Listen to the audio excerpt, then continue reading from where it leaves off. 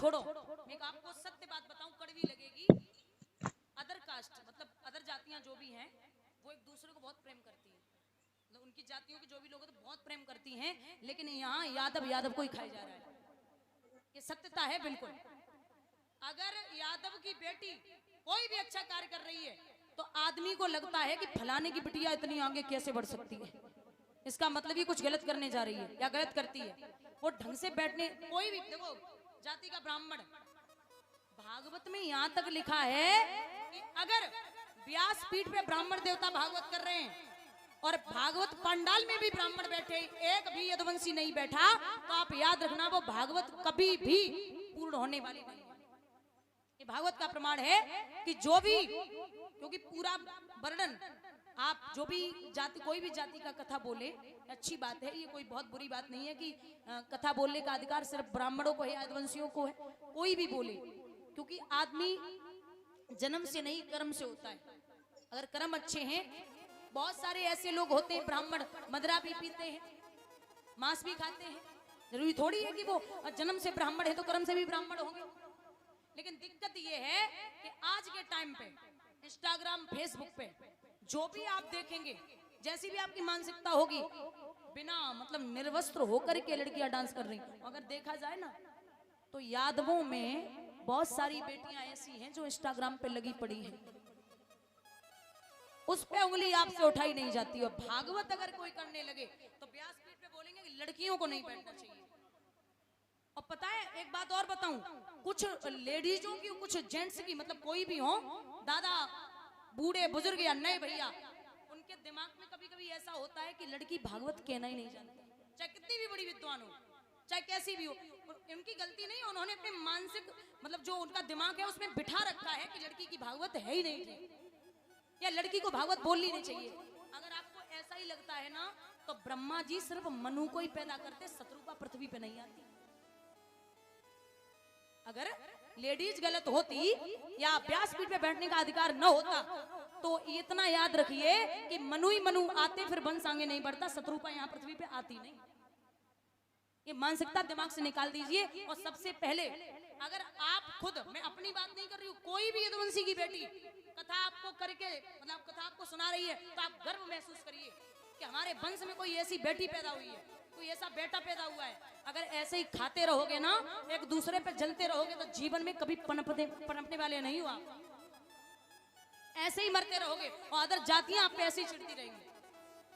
आप जीवन पर्यंत ये दिमाग में बिठा लो कि जीवन में अगर खुद मजबूत होना चाहते हो और खुद बढ़ना चाहते हो तो एक दूसरे पे जलना बंद कर दीजिए। एक दूसरे की बात मतलब किसी और जाति की बात नहीं कर रही, यादवों की बात कर रही हूँ, ये आपस में ही मरे जा रहे हैं। निश्चित तौर से आप कभी भी धर्म करें, कभी भी अच्छा कार्य करें तो सलाह मशवरा लेके ही बैठे हो, सलाह मशवरा करके ही वो कार्य करें। भगवान का कार्य है।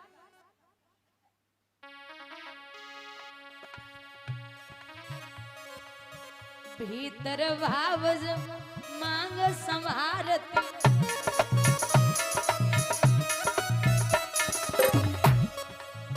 बाहर है रोनो जी, एक दिन कोनो होनो जी।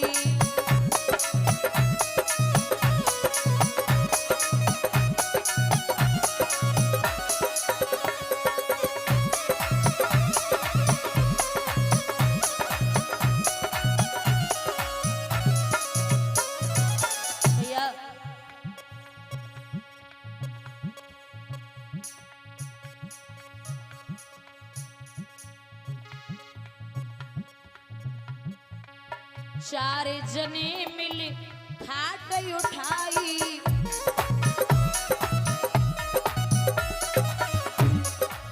चार जने मिल खाट उठाई,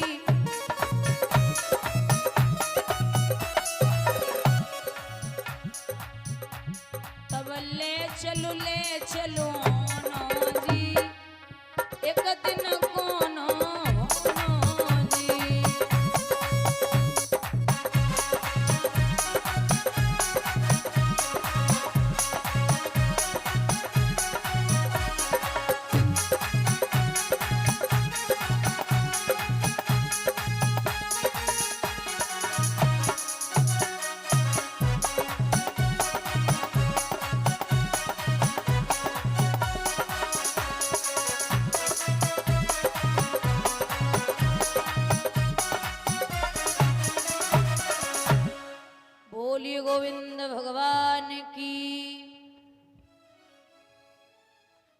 महाराज। बोली गोविंद भगवान की। भैया विश्वान सूर्य वंश में एक राजा हुए हैं जिनका नाम है त्रिशंकु। इनका दूसरा नाम है सत्यव्रत। एक दिन ये सत्यव्रत शिकार खेलने के लिए चले तो उन्होंने क्या देखा है, एक गाय किसान के अनाज को खा रही है और किसान सो रहा है। वो किसान ने नहीं समझ पाया कि गाय मेरा खेत उजाड़ रही है। राजा त्रिशंकु ने वो किसान को उठाए और जवाब दियो, तुम तो सो रहे हो, तुम्हारा अनाज गाय खा रही है। किसान गुस्से में उठा, उसने मैया गाय की पीठ में लाठी मार दी। जो लाठी लगी, गाय बेहोश होकर के जमीन पे गिर पड़ी। और जब जमीन पे गिरी तो राजा त्रिशंकु को श्राप दिया कि मैंने आपका कुछ नहीं बिगाड़ा था, आपने मुझे पिटवा दिया। जाओ मैं श्राप देती हूं कि तू घर पे जाते ही जाते गधा हो जाएगा। चरणों पे गिर पड़े, मेरा उद्धार कैसे होगा? तो बोले स्वयं अगर कोई पतिव्रता औरत तेरी पत्नी को छोड़ के एक लोटा जल चढ़ा दे तो तू पुनः मनुष्य हो सकता है। राजा घर पे आए, रानी को ये बात बता ही पाई थी। जैसे ही अंदर कदम रखा पुनः राजा गधा बन गए। वो पत्नी पूरी नगरी में लेके घूम रही, सबने एक एक लोटा जल डाल के अजवाया, लेकिन राजा गधे से मनुष्य नहीं हुआ। काशी नगरिया में पहुंची, काशी नगरिया की सभी माताओं ने एक एक लोटा जल डाल के अजवाया, फिर भी राजा गधे से मनुष्य नहीं हुआ। अंत में एक मेहतरानी आई। वह मेहतरानी ने लोटा में पानी लियो और जवाब दियो, बहना अगर तेरी इच्छा हो तो मैं भी एक लोटा जल चढ़ा दूं। बोले हाँ क्यों नहीं, चढ़ाओ। तो मेहतरानी जब लोटा छोड़ रही तो एक बात कह रही कि मनसा बाचा कर्मणा जो मेरे पति में ध्यान, तो ये गद्धव आज से होवे मनुज समान। जैसे ही लोटा छोड़ो है पुनः राजा गधा से मनुष्य बन गई।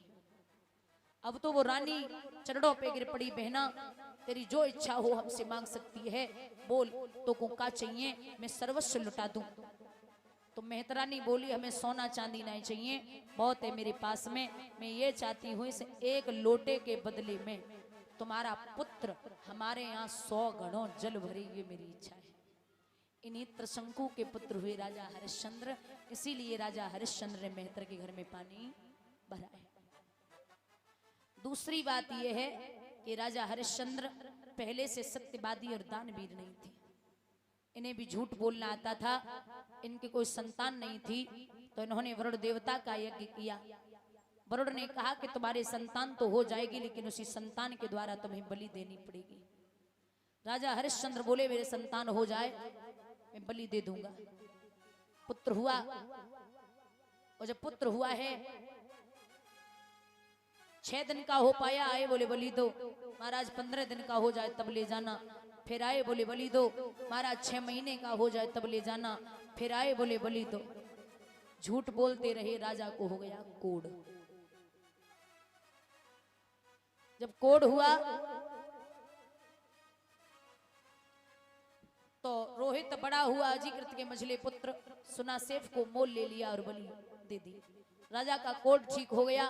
राजा ने प्रण किया है अब चाहे कितने भी संकट आ जाए, ना तो कभी दान करना छोड़ूंगा और ना ही कभी झूठ बोलूंगा। यहीं से हरिश्चंद्र सत्यवादी और दानवीर हो गए। इतने नहीं, इतने हुए हैं इनके इस कीर्ति की ध्वजा स्वर्ग में फहराने लगी।